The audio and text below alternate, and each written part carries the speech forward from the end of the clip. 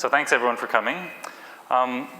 As Oleg mentioned, what I want to talk about today is some of my recent work done over the last few years on manipulating nanostructures, controlling nanostructures, and in particular, doing that using light. And so at a very high level, this is what I want to talk about today. I want to sort of introduce this concept of self-assembly, which is a very powerful concept in nanoscience, where instead of meticulously designing an overall structure, we design molecules to spontaneously form the structure that we want. And then I'm going to talk about how we can use these kinds of systems to create more elaborate structures. So this is how we can control them. And what I use in particular is this idea of taking light and using that to create heat, a controllable heat field, and that should influence the nanostructure. So this is an outline, and I'll be explaining in more detail what I mean by all these terms here. I'm going to start with a background, a very high-level introduction to what I mean by nanoscience and self-assembly, and the system that I in particular study, which is block copolymers. And then I'm going to talk about my work in particular, which is this, as I mentioned, photothermal control. And I'll be defining what I mean by laser annealing, shearing, and pathway dependence. And at the end, I'll talk a little bit about future directions that I view taking this project into. So I wanted to start with this kind of high-level view of nanoscience. And so on this big screen here, this car is more or less shown at real scale. And so this is the macro world that we're commonly familiar with, where we have sort of objects that behave in ways that we intuitively understand. And if we start zooming in now, we can go to this sort of millimeter scale, which is, in common parlance, this is what we would consider small. This is the scale of insects and dust mites and things like that. And it's certainly small, but it's, you can go much smaller than that, of course. And so if we keep zooming in, we can see the size of a human hair here, piece of pollen, and if we keep zooming in, we get to this sort of scale of micrometers. So this is the microscale, this is a red blood cell. So this is the scale at which, or this is one of the many scales at which biology operates. But even this is not the nanoscale yet. These cells are extremely small, you can't see them by eye, but there are smaller structures yet. So if I keep zooming in, you can see these kind of bacteria and viruses. So this is an example of a especially large virus, and if I keep zooming in, you'll see an example of a smaller or more typical virus over here. And now finally, after all this zooming, I would say we're getting into the nanoscale. So this scale bar is 100 nanometers, and this is the sort of structures that we're interested in nanoscience. And you can see that in this virus, for example, all of this structure on its surface, this sort of modeling, these are individual atoms. So we're getting truly into this atomic scale. These examples here are protein aggregates. And if I keep zooming in, we go to the scale of individual proteins or even individual molecules. So this scale bar now is 1 nanometer. And so this zooming has sort of given you a sense of the scales we're dealing with, going all the way from the macro scale down to the atomic scale. And the point I want to make is that the nanoscale is somewhat in-between regime, so much, much smaller than the macro scale we're familiar with, but on the other hand, larger than a single atom. So it's dealing with objects that have many atoms, tens, hundreds, thousands of atoms, and looking at how they behave in unison, how they can create new structures. And it's important to emphasize that this nanoscale is difficult to understand and control, not just because it's extremely small, but also because matter behaves somehow differently at this size scale. So to give a sort of crude example, at the macro scale, we're used to gravity being a very dominant force, whereas things like quantum effects can essentially be ignored. As you go to smaller and smaller scales, gravity becomes less relevant, electromagnetism becomes more relevant, and when you get to the nanoscale, certainly quantum effects matter, and the sort of random motion of molecules starts mattering quite a bit. So it turns out that at this intermediate scale here, matter behaves differently, and this presents a new challenge to how to understand matter, how to control matter, how to see matter, but of course it's an opportunity to build new structures that should have new interesting performance, new interesting applications. So in terms of nanoscience, there are different paradigms for how we can control matter or create structure at this scale. And so the two main paradigms that are usually talked about are top-down and bottom-up assembly. So top-down fabrication is this idea that we're going to take a chunk of matter and cut it up into the shape that we want. So at the macro scale, you can imagine things like sculptures or CNC machining, where you take a piece of material and you carve it up to get the structure that you want. And we have nanoscale versions of these that are called things like lithography or ion milling, where we take a piece of material, often silicon, and you cut it up into the correct shape. And this is, for instance, how micro electromechanical systems are created or microchips are designed. You're taking a piece of material and cutting it up building the structure that you want. But there's another way of thinking about these kinds of problems, which are called bottom-up, which is to say, I'm going to take a variety of components and assemble them together into the right shape to get the structure that I want. So at the macro scale, we have lots of examples. You can imagine something like Lego or furniture that you have to assemble yourself, where you take the pieces, you follow some rules, and you build up the structure that you want. At the nanoscale, we want to do the same thing, but it's somewhat difficult. You can't directly pick up atoms and molecules and stick them together in the right way. So we use these tricks, chemical tricks, biotechnological tricks, or this self-assembly trick to basically design systems that will form the structures that we want. So what do I mean by self-assembly more specifically? You can reduce the whole idea to this very simple example of oil and water. So probably everyone is familiar. If you take oil and water and try and mix them together, they will spontaneously unmix. So the water molecules don't like the oil molecules, and they want to get away from one another. So if you start with this initial mixture, the molecules are going to separate, and you're going to get domains of pure water molecules and domains of pure oil molecules, just based on the natural demixing of these species. In self-assembly, the idea is we're going to exploit this very simple pattern, and we're going to create a molecule that combines this kind of like red behavior and this blue behavior, or this oil-like behavior with this water-like behavior. So here's an example. You design a little molecule that has one end that's water-like, hydrophilic, and one end that's oil-like or hydrophobic. And then if you throw these molecules together and mix them, what's going to happen? Well, the blue domains want to get away from the red domains, and the red domains want to get away from the blue domains, but they can't because they're stuck together. So you get these local pockets of blue material and these areas of red material. And if you let the system evolve in time, you get this well-defined, in this case, little circles or spheres of blue material in this matrix of red. So this is a very simple example where the design of the molecule spontaneously gave us a particular structure. And so this molecule has some dimensions in nanometers, so now we're getting structures at the nanoscale. Not only that, but if we pick a different starting molecule, in this case, if we have a molecule that's more evenly spread between its red and blue end, then instead of forming these little droplets, it'll form these sheets. So the red material and the blue material separate, we get this well-ordered sheet-like structure. So again, an example of controlling the molecule to control the structure that you want. But the structure sort of forms spontaneously. There are many, many examples in the literature that people work on in terms of self-assembly. But the take-home message here is just that the design of the molecules dictates the shape you will eventually get. Not only that, the environment can also play a role. And you'll be seeing through the talk how I try to exploit the environment to control what structure it forms. But these are just some examples of sort of spherical-like objects or cylinder objects or sheet-like objects that can be formed. These are the simplest structures you can imagine forming with self-assembly.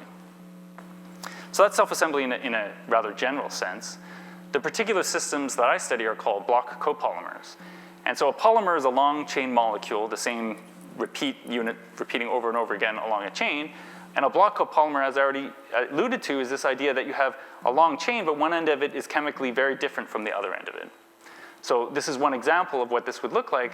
So a polystyrene and polymethyl methacrylate. What's interesting is that polystyrene is a relatively common hard industrial plastic. This PMMA, this is actually just another name for plexiglass. So these are actually two very, very common mundane polymers in some sense. But when you put them together into this specific structure, you get nanostructures sort of spontaneously. So even though the materials are mundane by themselves, together they form something new. And so here's an example of what this looks like. This block copolymer chain assembles into these local little blue patches, which are sort of like cylinder objects, and those cylinders assemble together into sort of a hexagonal structure, where again, each sort of chain spans from this blue domain to this red domain. And then over larger areas, you get these arrays of hexagonally packed cylinders. But you don't have to just create cylinders, as I already said. You can control the structure that forms based on the molecule you use. So with block copolymers, we have the option of controlling the ratio in the chain between the red and the blue part, or in the example I just showed, polystyrene and polymethyl methacrylate. And that will form a variety of different structures, so you can form these hexagonally packed cylinders, these alternating lamellar sheets, or little spheres, or these exotic gyroid shapes. And you can control the overall size of the structure by controlling the overall length of the chain. So if you want to make smaller and smaller structures, you can, just by choosing smaller and smaller molecules. So you have a lot of control over the structures that can be formed, just by choosing the right molecule. So everything I showed before was a cartoon. Here are some real images of these block copolymer systems I study. And this is this hexagonally packed cylinder phase I mentioned. So here's a cartoon of it, and here's what it looks like in real life in an electron microscope as viewed from the top. So you can see all these little dots are these cylinders. And it's important to keep in mind the size scale here. So each individual dot is somewhere on the order of 20, 30 nanometers, and they're on a pitch from one dot to the next of something like 50 nanometers. So these are truly ultra small objects. And here's another example of the same system, but instead of the cylinders lying vertical in this thin film plane, they're lying horizontally, and then from the top it looks like this kind of fingerprint pattern instead of these hexagonal dot patterns. So why are people interested in block copolymers? Well, they're interesting from a fundamental scientific standpoint, just in terms of the control at the nanoscale. There's also many applications that have been demonstrated or that people are trying to work on. So you can imagine these nanoscale structures being used as, let's say, filtration membranes. So you have these ultra small cylinders, you can use them as pores in a membrane to separate molecules by size or to separate material by size where you're able to separate at the nanoscale. You can also imagine that these arrays of dots could be used as individual elements in some sort of data storage architecture. So each cylinder becomes a magnetic dot, let's say, and you use each one of those dots to store data, to store a bit of information. Because they're so small and there's such a high density of them on a surface, you have very high data storage density. So there are companies working on hard drive implementations of this kind of concept. In the CFN, Chuck Black, in fact, demonstrated you can also use block copolymers to control the light reflection properties of surfaces. And so for solar cells, for instance, that can be very important for improving their efficiency. And then there's certainly a lot of interest in pushing it into more complex domains. You look at these nanomaterials and you might say, well, I want to use that to build something even more complex and sophisticated like a transistor. I want to self-assemble a transistor or self-assemble a circuit. And people are certainly interested in that. But you can sort of see that as you go from these kind of applications to these kind of applications, you need much greater control over the structures that you form. So that's a sort of outstanding challenge in the field that I and many others are working on. And that level of control, you might have noticed in the images I showed a few slides ago that even though you get this very nice local pattern, nanoscale control of the pattern, over longer distances, the pattern is not so well behaved. So for instance, again, in this case here, these are cylinders that are packing into a little hexagonal lattice, looks very nice, but you can find regions where there's a cylinder missing or the hexagon is distorted in some way. So these are defects that are limiting, for some applications, if you want to make something extremely perfect like a microchip, these are definitely going to be a problem. You can also notice that in this region here versus this region here, the hexagonal lattice is oriented in different directions. And so you actually have a boundary between them. So we call this a grain at one orientation. This is a different grain, and this is a grain boundary that's separating the two of them. And so this is, again, a problem for many applications that you have all these kinds of point defects or these line-like grain boundary defects. So the question is, how can we address these kinds of problems? Just to sort of highlight this orientational disorder that I mentioned, we can color code the various grains based on their local orientation. So this is a map where you can see one orientation for the hexagon pointed this way and then a different color for them pointed that way. And this sort of emphasizes the grain boundaries as discontinuities in color and the defects, again, as little areas where the color is perturbed. So Oleg mentioned that I'm very interested in X-ray scattering. In this talk today, I'm not going to talk in detail about my technique development work, but I did want to just put this up because I'm going to be showing some images later just to give you a 30-second crash course in how to interpret X-ray scattering data. And the idea in X-ray scattering, in this reflection mode technique that I typically use called GSACS, we reflect the beam off of a surface of some nanomaterial we're interested in. And with a detector, we record the pattern of X-rays that are scattered. And the take-home message is just that this pattern gives us some information about the order in the sample. So a disordered sample just kind of looks diffuse, whereas an ordered sample, you start seeing these spots appear on the detector. And the number of spots, their brightness, their sharpness, as those increase, that means your sample is better and better ordered. So it's like a very simple way to think about this technique. The reason we use this technique, in addition to electron microscopy, is that it gives us a way to probe over large areas of the sample. So the electron microscopy gives us some local information, and then we use scattering to confirm that that's truly representative. Okay, so again, coming back to this concept of defects, self-assembly produces these systems that have these small grain sizes and lots of defects, and of course, as I already said, we want to somehow avoid this or improve the order. And the conventional way of doing that, the simplest way, is to anneal it. And what annealing means is essentially take the sample, put it in an oven at high temperature, and just wait. And the idea is that the thermal energy you're delivering to the system will improve the order. You can see in this simple example, this is for short, let's say 1 hour annealing, and this is after 20 hours, that the grain size increases dramatically. So the order is definitely improving. And that works, but there are limitations. Just to clarify what I mean by defects, so in this cartoon here, you can see, as I pointed out before, the defects are the areas where the structure is not so perfect. If you put this material like this in an oven, allow it to anneal, those defects will randomly diffuse, and they'll have an opportunity to find one another, annihilate, and disappear, essentially. And that's what we want. We want to basically get to a well-ordered state like this, where the defects have all disappeared.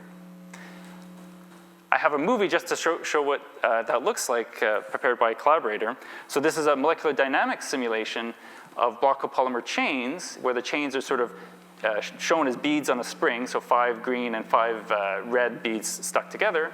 And we start in this initially disordered state. That's what a film would normally look like right after you made it. And if you put a sample like this in the oven and allow it to anneal, this is what you get. So very rapidly, you can see the beads locally phase separate, as they tend to do, with the green beads coalescing together, the red beads coalescing together. And they're already forming some kind of nanostructure. So you can see these sort of sheet-like structures developing, but it's very defective. You can see these little defects here and here and here. But as we wait and the simulation proceeds, these defects will tend to pinch off. They'll disappear as the order improves. And so again, the key idea here is that we're using heat to allow the system to have enough energy to explore possibilities and find a better minimum energy state where there are fewer defects. And so here you can see it's finally done that, and it's created this nice layered structure without defects. So this process seems to work. You might say it's a solved problem. If you want to have a block copolymer, you want it to be defect-free, great, just put it in the oven and let it anneal. And as I just showed you, that will work. And you'll go from this disordered state through these defective states to this well-ordered state. The problem with that is that it's an extremely slow process. So the defects are very, very hard to remove. If you put a sample in the oven, in this example, for 24 hours, 48 hours, 72 hours, you still cannot completely remove the defects. The longer you anneal it for, the slower this process becomes, and at some point there's diminishing returns. And in fact, for industrial applications, you might already imagine that ordering a sample for 24 hours is not really acceptable. So we need to somehow do better than oven annealing to get rid of defects. So these are sort of the problems with self-assembly. That the materials are inherently defective. This is the trade-off in self-assembly. The material builds itself, but it doesn't do it perfectly. That you can improve order with annealing, but that process is rather slow. And you may also have noticed that the shapes that we're forming, which is to say things like lines or sheets or cylinders, these are relatively simple shapes. And so we might want something more sophisticated or complex. Let's say your application needs a rectangle instead of hexagonally packed dots. Well, can self-assembly give you that? Or is there some way that we can trick self-assembly into giving us that pattern? So these are the kinds of problems that I've been working on. So jumping into my own work now, my idea essentially was to treat annealing in a more dynamic sense. So temperature is often thought of as a sort of static property. You put something is at a given temperature and that's the end of it. But you can also think of temperature in a more dynamic sense. So for instance, you can have spatial gradients in temperature where the temperature is hotter in one spot than another, and you can have temporal gradients in the sense that you can have a material that you heat up and cool down again. So the temperature is not necessarily constant in time. And so the questions that I was interested in was, how does self-assembly respond to these kinds of effects, if at all? And the way that I chose to control temperature and to control both spatial and temporal gradients was a laser heating method, essentially to use a laser to create thermal fields. So this is the setup that we built in the CFN to do this. We call it a laser zone annealer, LZA. And the idea is conceptually very simple. We're just taking a laser and we're focusing it and reflecting it with a mirror onto the sample. We're focusing it into a very sharp line. Okay, so we have a laser here, we have a few lenses that basically take the beam, focus it into a line. We have a mirror just for convenience to reflect it downwards, and then we put the sample on a stage that can move back and forth. This is a picture of what it looks like. Again, a laser on this side, some optics set up, and then this is a sample chamber constructed so that we can anneal the samples under vacuum conditions or air or solvent environment, whatever we want to do. So a relatively simple setup, but it turns out gives us a lot of control over the self-assembly process. And again, to emphasize, the sample is sitting in this little chamber. These are what the samples look like sitting on a bar, and we translate the sample through this laser line. So we're translating the sample through the laser out of convenience. You could also imagine moving the laser, but conceptually you can think of it that if you're inside the sample, the laser is moving back and forth across you. So the idea is that the thermal field that it generates is moving back and forth. And I'll explain that in a second. So there's one more ingredient we need in addition to that setup I just showed. So what we want to do is take this laser radiation and turn it into a thermal field. And what we do to achieve that is we take our substrates and we put a thin layer of a light-absorbing material on it. So we typically use germanium, and then we put our self-assembling polymer film on top of that. And so the idea is that we focus the laser onto this layer absorbs the laser light, and that light gets transformed into heat. And so we have this local hot spot. And so as we translate the sample through the laser line, you can imagine this hot spot moving back and forth through the sample. And it's a laser line, so we can very quickly sweep the whole sample through the laser line and essentially anneal the entire sample. And so this is what the hot spot looks like. It's very, very sharply peaked. And this is what it looks like in a static sense, but again, if you imagine a particular point in the sample, this heat profile essentially translates through the sample. And the reason, again, we're using a laser rather than just oven annealing is it gives us a lot more control over the process. So in particular, if we adjust the laser power, we can control this peak temperature. We can shift the entire curve up and down. If we control the laser focus, we can control the width of this line, and so we can control the spatial gradient, the spatial thermal gradient. If we change the number of sweeps or how quickly we sweep through the laser line, we're controlling the total annealing time. And in principle, I'm not going to talk about it today, although we've done some work in this area, you can pattern the laser line to create patterns in the ordering itself. So you have a lot of control over the thermal profile by using this laser to heat rather than just directly doing it with an oven or something like that. So why do we go to all this trouble? It's a very complicated setup. I told you that oven annealing gave a certain result. Why would you anneal a sample in such a complicated way? So the punchline is right here, that laser zone annealing essentially allows us to order a sample much, much faster than you could do in the oven. So here's a side-by-side comparison. This is a sample annealed in an oven for 1 hour, 240 Celsius, and you see you have the structure, highly defective, relatively small grains. And then this is a sample that we process in our LZA setup for only 4 seconds. And already, even though the time is much, much shorter, already the structure, the order is much, much better than we got here. So a big increase in this average grain size, the average size of one of these domains, even though our annealing time is much, much shorter. So on the top here, these are electron microscopy, and these are these scattering images that we use to confirm these results. So this is a huge gain just by using this laser setup. To be a bit more quantitative about what I mean by huge, so here I'm plotting the grain size, this average size of an ordered domain, as a function of the total annealing time. This is what you get in the oven. As I already told you, to get grain sizes of a few hundred nanometers, oven annealing is something you typically do for half an hour or 20 hours or 70 hours, so a rather long time. With the laser zone annealing setup, you can get similar grain sizes in only 1 second, 10 seconds, or 100 seconds. So we've essentially shifted this curve by 3 orders of magnitude. So it's 1,000 times faster in terms of our ability to order a material, which already you can imagine for industrial applications this is hugely significant because instead of waiting for 20 hours to order material, if you can do it in a few seconds, that's much more amenable to industrial processes.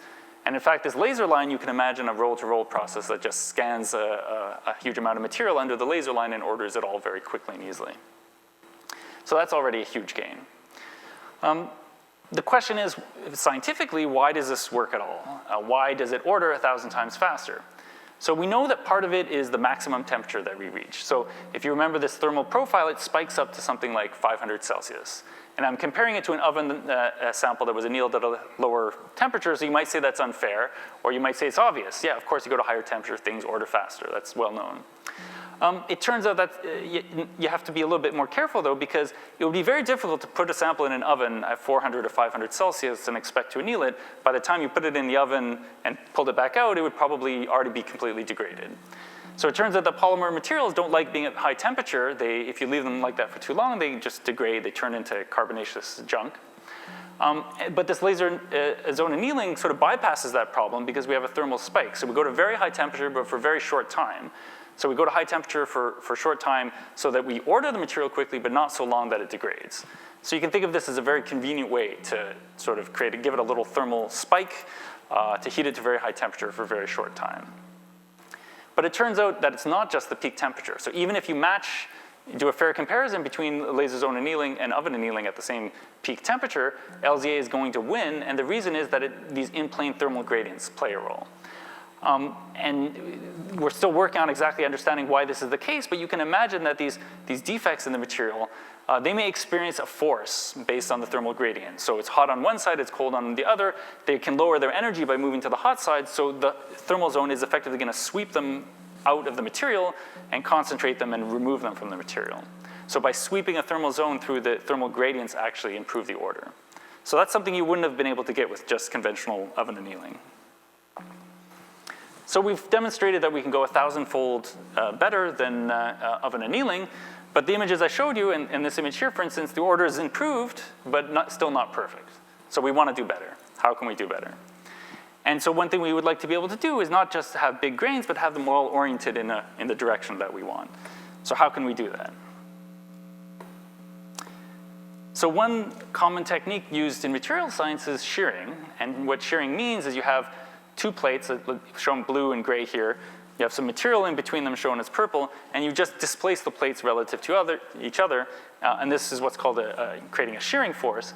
It turns out a lot of materials will just spontaneously align when you do that. You can imagine taking a plastic bag or something and stretching it out, and it sort of spontaneously aligns in the shear according to the shear direction.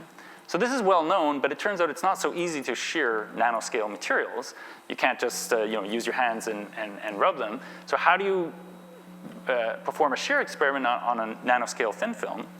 And the trick that we use, again, is this kind of photothermal method, but we augment it by placing this PDMS pad on top. So PDMS is a soft, very elastic polymer, and we put it on top of our polymer film that's sitting on this rigid substrate. And the idea is that now the hot spot will introduce differential thermal expansion. So the hot spot will cause the glass to thermally expand a little bit, but the PDMS will thermally expand a lot more. And so there'll be a difference in the expansion in this layer and this layer, and that will essentially create a shear field for the polymer film to experience. So here's a calculation of what this might look like during an LZA experiment. So as the hot spot moves through, first the top film expands in one direction, and then right at the moment, you'll see in a second when the laser passes through, right there, you get this very rapid shear where the top PDMS pad shifts from expanding in one direction to the other. And so that brief moment where the pad shifted back and forth, that introduces a very large shear field. And so the polymer film will experience this shear. And what we get from doing that is materials that look like this. So now, just by doing this very rapid, just few seconds of shear, we get these nanoscale phases. They're all perfectly aligned in the shear direction. So the shear direction was horizontal. You can see in the scattering image, there's lots and lots of higher order spots indicating that the order is very large, preserved over very large areas, and everything is aligned in the same direction. It's not perfect. We still have the occasional defect, but we've removed these grain boundaries I mentioned before because everything has one preferential alignment. And again, it's important to emphasize that this is all happening very, very rapidly. So this is a movie being played at real speed. So you can imagine a given point in the film, basically within 1 or 2 seconds, the hot spot moves through, the shear experiment is over. And in that very short time, it's sometimes requiring multiple sweeps, but overall, in sort of just tens of seconds, you can get these very, very well-aligned systems.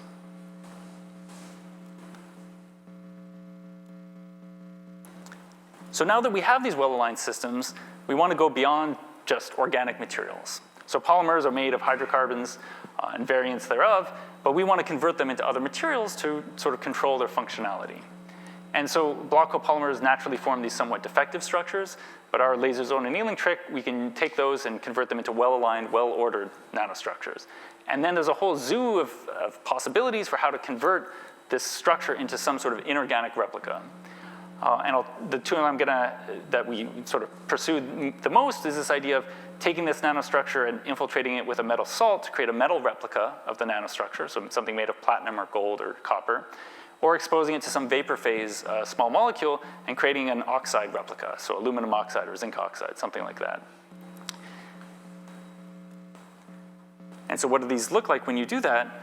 Well, so if you have one of these block copolymer patterns and you do this material conversion, you take something that looks like this, and this is, again, this is a polymer, made of, in this case, polystyrene polymethyl methacrylate, an organic material, but you can convert it into an inorganic replica, where essentially, in this example, these are aluminum oxide nano objects, and we've removed all of the organic material. And if you take this block copolymer phase and shear align it, using the tricks I already mentioned, and then do this material conversion, you can come up with these aligned nanowires. And in this example here, these are platinum nanowires. And it's important to realize that the functional structure we've created here inherits whatever order you started with here. So it's very important to get the order right before you do the conversion. And so here are more examples of what these nano objects look like. There's a single layer of cylinders that was converted into nanowires. Looks very nice in scattering. And as I mentioned, we have control over what kind of replica we make, whether we make a metal structure or an oxide structure or a semiconductor. So again, because we have control, we can choose whether the resulting material is conducting or insulating or semiconducting. We can control its properties, its electrical and optical properties. And just to remind you of the size scales we're dealing with here, these are what these nanowires look like compared to these cartoons I showed earlier. So this is a large virus, and this is a smaller kind of virus. And the size scale between the nanowires, wire to wire, is something on the order of 10 to 50 to 80 nanometers. We can control it by choosing the right block copolymer. And then the wires themselves, or the thickness of the wire, is something on the order of 8 to 10 to 20 nanometers. Again, we can control it.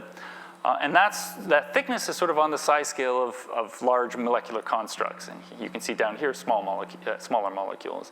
So we're truly reaching a control at the nanoscale. Scales that are relevant for, you can imagine, biomedical applications, electrical applications.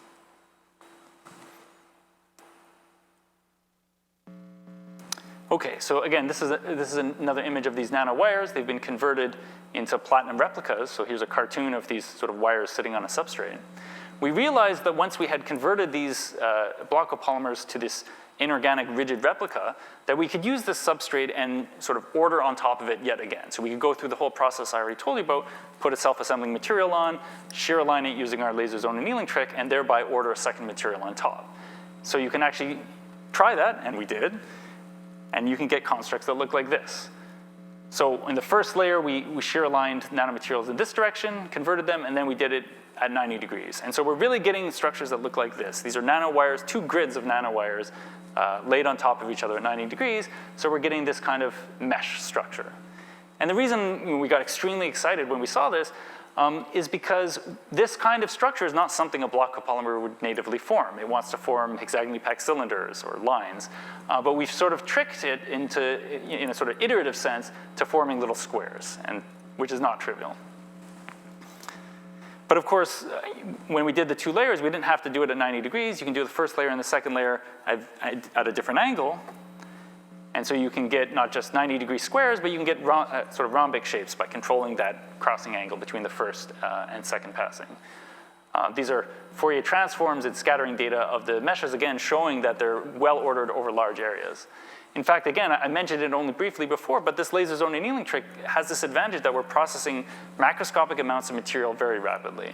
So we get this kind of order, but over centimeter areas. So you can imagine processing a whole wafer for a microchip, or a whole in a roll-to-roll process for solar cells. So here I'm showing different examples of putting 2 layers on top of each other to get different shapes. You can, of course, put 3 or 4 or more. Here's an example of 3 layers laid on top of each other to form this kind of triangular or hexagonal pattern. So this is hexagonal, similar to what block copolymers natively form, but instead of getting little circles on a hexagonal lattice, we're getting little triangles. So we have this additional level of control. Here's an example where the 2 layers are 2 different block copolymers that have 2 different size scales. So the first layer makes this sort of thin lines closely spaced, and the second layer makes these thicker lines on a bigger spacing. So we essentially get these little rectangular domains. And again, we can control the angle between them to get these parallelograms instead. And in this final example here, it looks similar to what I already showed you, but in fact, the 2 layers are made of 2 different materials. So one layer is made of platinum, and the second layer is made of aluminum oxide in this example. But we have complete control. We can make 2 or 3 or 4 layers where each layer we can control its orientation, we can control the material it's made of. So this gives you a lot more control in terms of making nanomaterials the way that you want. In fact, we claim, and I hope you can see that it's true, that even just these 5, this shows one example of all the sort of possible 2-dimensional lattice symmetries. Squares, rhombic shapes, rectangular shapes, oblique shapes, hexagonal shapes. And we want to get yet more sophisticated than this, but this already shows that you have a large amount of control over the nanostructure, more than just a block copolymer would have given you by itself. And that we can control not just the shape, but the size of the shape and the structures, the materials that it's made of. Okay, so we've demonstrated that we can shear align materials. So instead of getting grain sizes on the order of hundreds of nanometers, we can get sort of macroscopic alignment of a material in just a few seconds. So that's fantastic. But a question we asked ourselves is whether we can go even faster. So if shear aligning for 10 seconds or 1 second works, what happens if you shear align for extremely short amounts of time? So just to remind you, this is what an as-cast block copolymer film looks like. It looks kind of completely disordered. If you anneal it in an oven in the traditional way, you get these sort of fingerprint patterns. This is a Fourier transform just showing that it's isotropic. There's local order, but no long-range order. And then, as I said, we're going to try rapidly shearing this disordered material. And this is what we get. So we tried a 70 millisecond shear, and we went from this state to this state. And at first glance, it looks like nothing happened. So this was, kind of pointless. You just went from disorder to disorder. But if you take this sample and now subject it to oven annealing, you get something that looks like this. So the material now, after development in the oven, is very well ordered and very well aligned in the direction that we sheared. And again, these spots are showing that over macroscopic microns, tens of microns, even centimeter distances, it's always aligned in the same direction, even though this looked like a disordered state. But clearly, this isn't a disordered state. There must be something latent or hidden inside this state that's leading to it to order in this kind of very well-aligned way. Something else to keep in mind is that, of course, we tried, what happens if you take this sample and try and go to this state? So first of all, if you just keep oven annealing this, getting to this state will take forever. I mean, even weeks wouldn't be enough. It's sort of impractically long time scales to go in this direction. But you can also imagine taking this and doing this rapid shear and trying to go to this state. It turns out that doesn't work. So if you just expose this sample to this 70 millisecond shear, you will not go from this state to this state. And this already points out some interesting fundamental physics, which is that the structures that you get in these systems are pathway dependent. So doing this and then this is not the same thing as doing the same steps, but in the opposite order. In some sense, that's obvious. There are many things in life that are pathway dependent. But in self-assembly, it really points out to us that we can engineer the response of the system by choosing the right pathway in terms of ordering. So a very, very quick shear is enough to sort of select out this well-defined orientation. So this latent alignment state that I just mentioned, this is the as-cast state. This is this latent state. Again, it looks completely disordered when you look at it in this electron micrograph. But if you do a Fourier transform on these 2 images, hopefully you can see that in this case, there are these weak spots indicating that even though this is disordered, there's some preferential orientation in it. And we can also Fourier filter this image to highlight that effect. So here, the Fourier filtered version just kind of looks random, whereas this filtered version, you can hopefully see that there are these little lines of material that are somewhat aligned in a particular direction.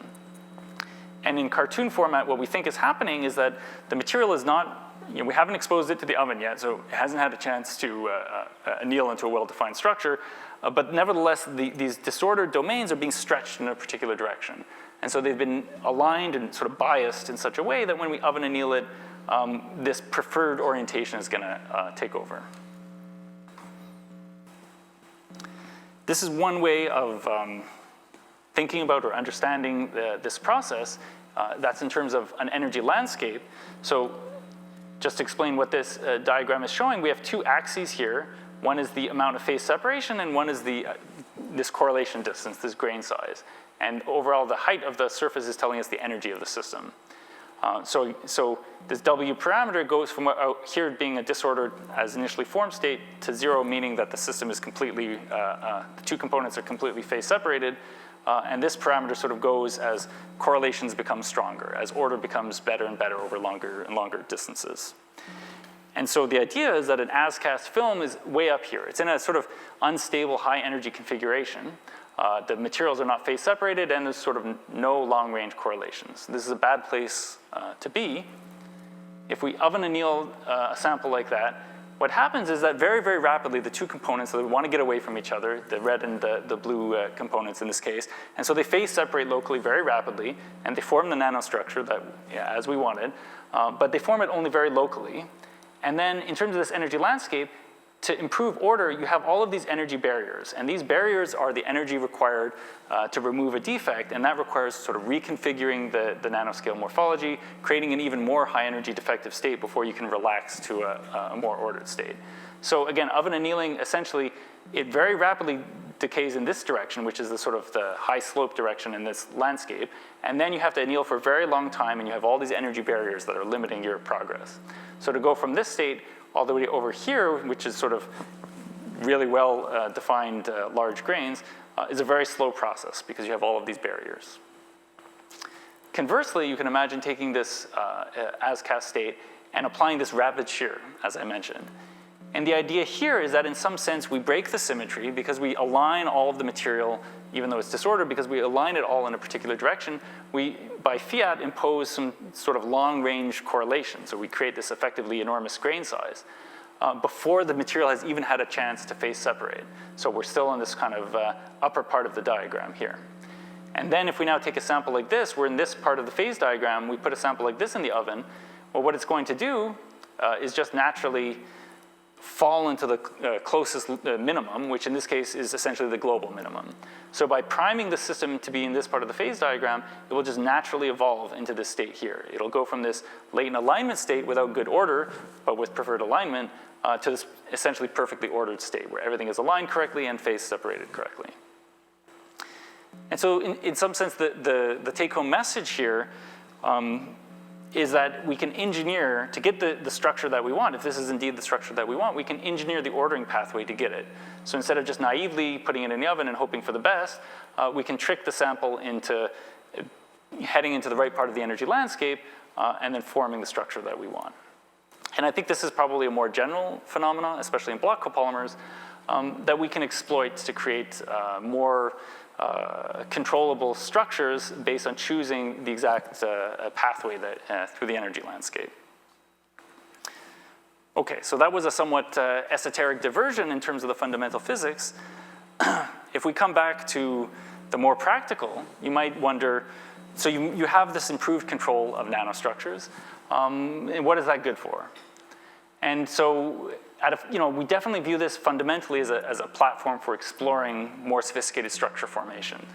That's our primary goal, but as Oleg mentioned, we're also very interested in pushing this into application territory now that we have this improved control. So the first thing you can immediately imagine, even with the structures we've already formed, is to use them as some sort of separation membrane or filtration membrane. So you have these, essentially, if you take this mesh and take it off the substrate, put it on top of a pore, you have a membrane with these ultra small nanopores, so small that these virus-like objects are not going to be able to pass through, but small molecules like water and air are definitely going to be able to pass through. So we can separate out materials. You can sort of imagine this like nanoscale mosquito netting for removing all kinds of bad critters in a biological sense. Or in some industrial process, you could imagine it removing some nanomaterials but allowing smaller materials to pass through. because we can control the structure, what the material is, what the membrane is made of, you can also imagine using it for catalysis. So you can imagine having two materials that are catalytically active, and you flow through some material that you want to react, and it will react at the sort of interface in a flow-through sense. And one of the advantages here compared to some other nanofabrication techniques is that the open pore area is quite large, so you should get a very good flux through these kinds of membranes. Other things we've thought about are light management in terms of, let's say, anti-reflection properties. We've also thought about transparent electrodes as a potential application. So this is an example of one of these samples. We purposely add this germanium layer to make the sample very strongly light absorbing, but we can actually etch away that germanium layer without disrupting these meshes, and the meshes just settle down very nicely. So we can create a sample that is optically transparent because this layer of mesh is so thin and porous, but because these wires are made of metal, they can be strongly conductive, or reasonably strongly conducting. And so here are examples of the current that we can get passing through these meshes. What's interesting is that you can not just control the conductivity of the material, you can also control whether that conduction is isotropic or anisotropic. And what I mean is if you take one of these meshes, as shown here, the current will be the same in this direction or any direction, as you might expect. But if you take just a single layer of nanowires, then the conduction in this direction will be very good, and whereas it'll be an insulator in the other direction. So you can basically engineer a material that only conducts in one particular direction, it's essentially simultaneously controlling its electrical properties and optical properties. So that's certainly a potential application. But as always, we want to be more ambitious, so we think about applications further in the future in terms of data storage or in terms of more precise circuitry, and we ask ourselves, well, how can we push in that direction to give other people the tools they need to really create controlled nanostructures for more demanding applications? And again, I think already these kinds of shapes are non-trivial to have made, and we're very excited about having made them. But in terms of these future applications, the idea would be to somehow use these as a starting point for ever more sophisticated self-assembly. So still taking advantage of self-assembly, but in the controlled, directed sense that I've been discussing. So again, this is now getting into sort of my future directions or the ideas I have for future projects. The idea is essentially to increase both the structural complexity and the materials complexity, so the number of different materials we can put together in these self-assembled nanostructures.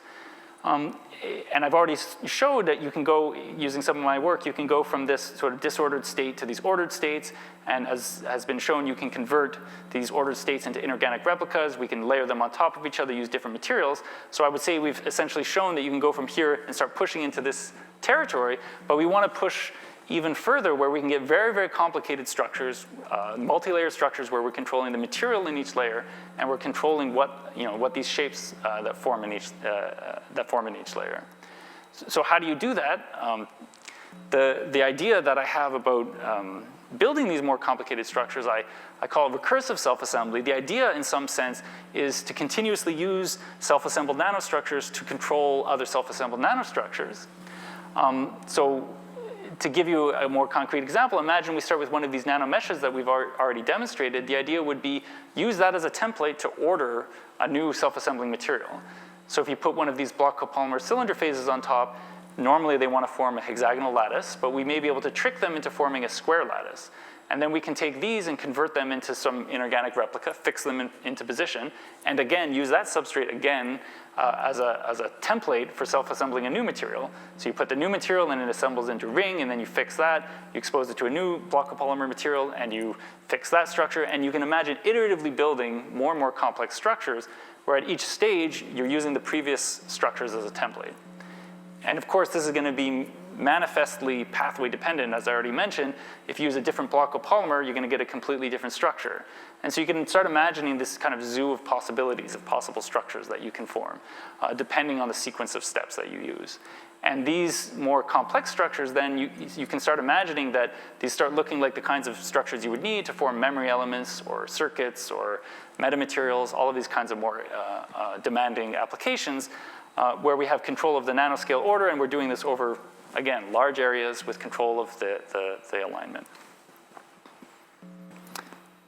And just to emphasize why I call it a recursive paradigm, The idea is that each layer in this process serves a dual role, and that role is to be a part of the final structure, but also to guide all the subsequent steps along the way. So it's recursive in the sense that at every step, you're influencing the future steps. So to summarize what I've told you about today, I hope I've convinced you that self-assembly is a very elegant, powerful paradigm, but that it has certain limitations in terms of defectivity and simplicity. And so that the techniques we've developed, these photothermal methods, are a way to control this order in a few different ways. We can improve the order. We can get a given level of order faster by improving the kinetics or aligning the entire system very rapidly. And we can use these tricks to then create these customized structures. So structures you would not normally have expected to get for a block of polymer material, like squares and rectangles and oblique lattices. So with that, I'd like to acknowledge some of the people who contributed to this project. The molecular dynamics simulation I showed at the beginning came from a collaborator, Chris Forey. The material conversion stuff was Charles Black and Adhikar Raman in the CFN that played a large role in helping us develop those techniques. And the largest acknowledgement absolutely goes to my postdoc, Pavel Majewski, without whom this project would not have been possible. He was definitely instrumental in many aspects. The funding was entirely CFN internal development. So I thank the CFN and Brookhaven for supporting these research initiatives. And with that, I'd like to thank you for your attention, and I'd be happy to take any questions.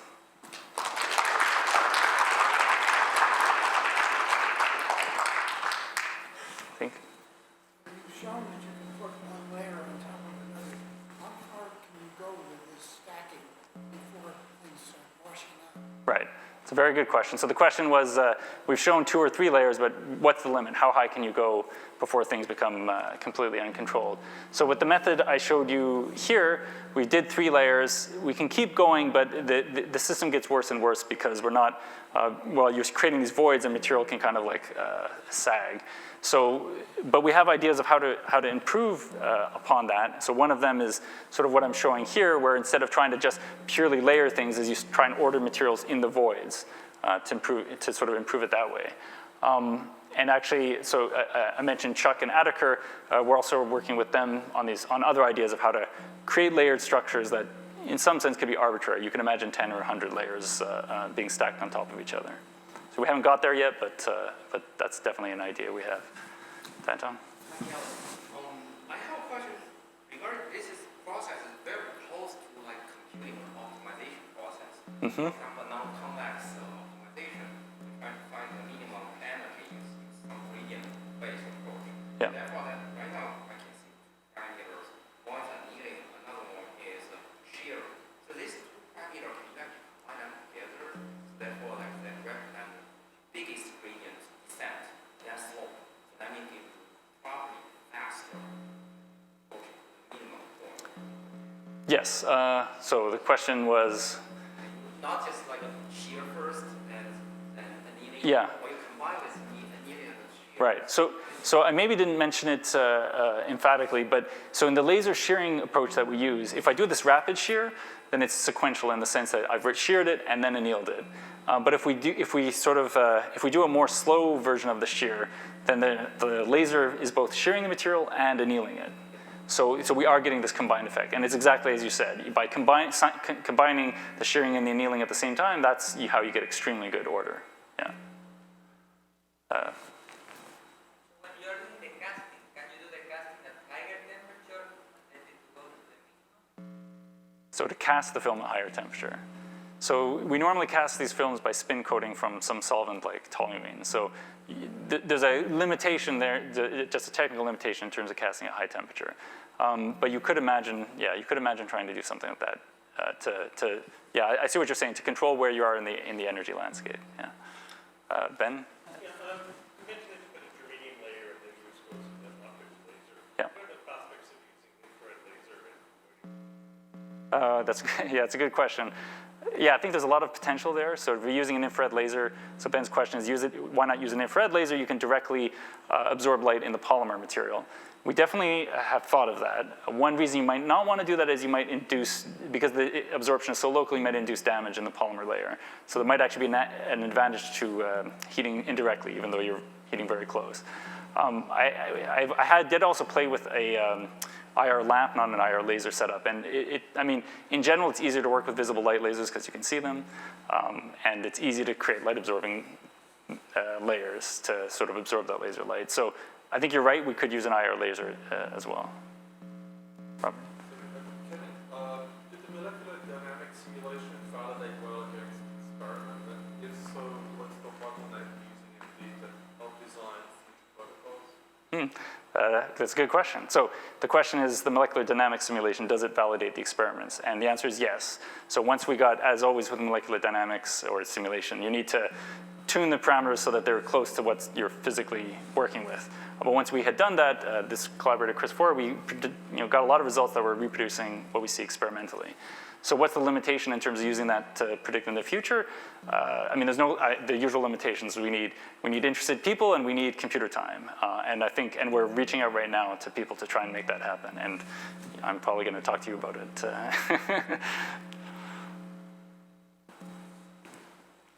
Oh, sorry. How do you connect something to these nanowires? Yeah, it's a very good question. How do you connect something to these nanowires? I talked about circuits and so on, but it's not obvious how you're going to do that, especially at this scale. So there's maybe two answers. One is that for some applications, let's say you're using these nanowires as a sensor, you might just be able to put big electrodes far away and just connect to all the nanowires, and that might be good enough if you're using them as a sensor or you just want to pass current through them to heat them up for catalytic purposes. If you want to individually address each nanowire, then it's not so easy, of course. You have to build some other structure around it, maybe using conventional lithography, and then you have to align these wires. Now, there are methods in the block copolymer literature where the block copolymers can naturally align on a chemical pattern or a topographic pattern. So it's sort of similar to what I'm showing here, where something registers inside one of these wells. You could imagine having the wire at the end have some structure that you have some other electrode connect to it. So that's just me dreaming.